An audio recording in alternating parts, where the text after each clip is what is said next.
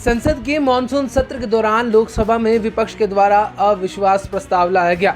इस दौरान वोटिंग से पहले ही अविश्वास प्रस्ताव पर लोकसभा में विपक्ष ने वॉकआउट किया।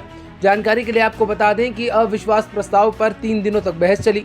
गुरुवार को प्रधानमंत्री मोदी ने भी इस दौरान भाषण दिया, लेकिन लोकसभा से विपक्ष के वॉकआउट पर नाराज होते हुए गुलाम नबी आज़ाद ने उन तमाम पार्टियों पर निशाना साधा जिन्होंने अविश्वास प्रस्ताव में विपक्ष का साथ दिया।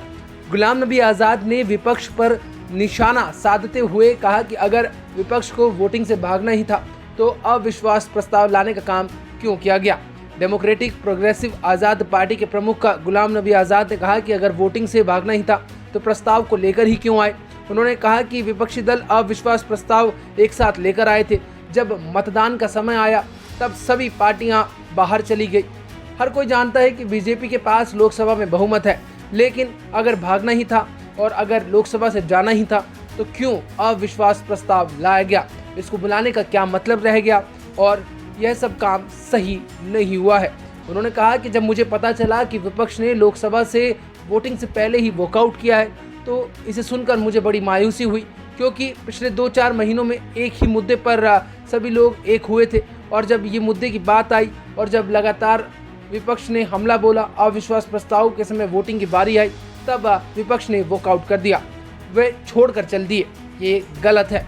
उन्होंने कहा कि हम सभी जानते हैं कि एनडीए यानी कि जो केंद्र सरकार का गठबंधन है उससे इतर भी अकेले बीजेपी को लोकसभा में पूर्ण बहुमत है, लेकिन अगर अविश्वास प्रस्ताव आया था तो आपको रुकना चाहिए था और वोटिंग होनी चाहिए थी।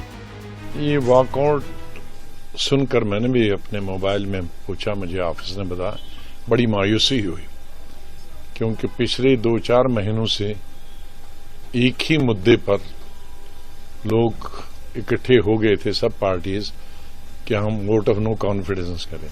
लेकिन जब वोट ऑफ नो कॉन्फिडेंस की बात आई और वोट डालने की बारी आई तो उस वक्त फिर छोड़ दिया उनको और फिर चले गए। तो उनको ठीक है, ये सबको मालूम है कि बीजेपी को मेजॉरिटी है लोकसभा में, अपनी ही मेजॉरिटी है, एनडीए की नहीं, बीजेपी की अपनी है, वो तो सबको मालूम था। तो अगर भागना ही था तो फिर वोट ऑफ नो कॉन्फिडेंस नहीं करना था, वोट ऑफ नो कॉन्फिडेंस करना था तो फिर वोट डालने थे। तो ये ठीक नहीं किया। उनको अपनी स्ट्रेंथ तो पता चलती कहाँ। सर, मोदी जी का कहना है कि कांग्रेस जो है वो कश्मीरियों पे भरोसा कभी नहीं किया है। वो ठीक है, नेचुरली वो दूसरी पार्टी से कौन किस पर भरोसा करता है। जानकारी के लिए आपको बता दें कि मोदी सरकार के खिलाफ विपक्षी दलों के द्वारा लाया गया अविश्वास प्रस्ताव 10 अगस्त को गिर गया। प्रधानमंत्री नरेंद्र मोदी ने अंत में अविश्वास प्रस्ताव पर जवाब भी दिया। पीएम मोदी ने लोकसभा में 2 घंटे 12 मिनट का भाषण दिया। इस दौरान वह मणिपुर पर भी बोले। मणिपुर में हो रही हिंसा को लेकर भी पीएम मोदी ने जवाब दिया। 1 घंटे 32 मिनट के बाद उन्होंने अपने भाषण में मणिपुर का जिक्र किया और कहा कि मणिपुर में शांति बहाल करने का काम किया जा रहा है। जानकारी के लिए आपको ये बता दें कि प्रधानमंत्री मोदी ने जब मणिपुर पर बात शुरू की उसके पहले ही विपक्ष ने सदन से वॉकआउट कर दिया था। बहरहाल इस बात से अब गुलाम नबी आज़ाद नाराज हो गए हैं और उन्होंने विपक्षी दलों पर हमला बोला है। इस खबर में फिलहाल इतना ही। अब ताज़ा अपडेट के लिए बने रहिए वन इंडिया के साथ। नमस्कार।